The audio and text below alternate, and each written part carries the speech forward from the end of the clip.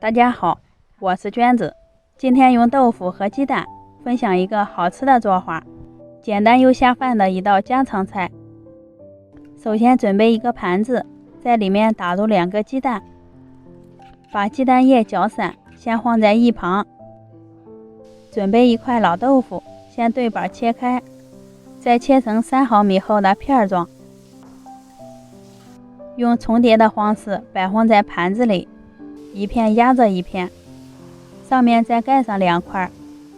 准备1小块猪肉，先切成肉片，切丝以后切成小肉丁，先装入盘里。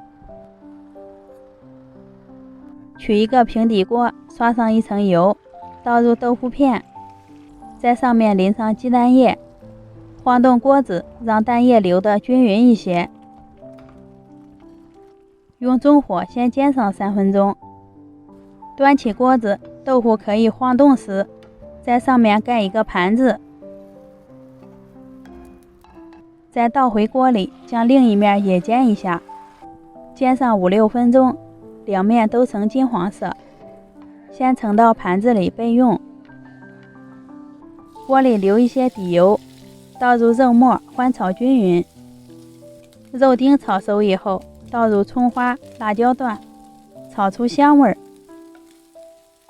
再加入生抽、老抽，适量清水，加入盐、鸡精、白糖，搅拌均匀。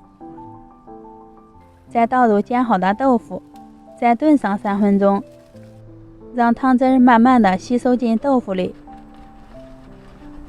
时间到就可以出锅了，装进一个深一些的盘子里，把汤汁肉末都倒在上面，最后撒上葱花，一道美味可口的豆腐煎鸡蛋就做好啦。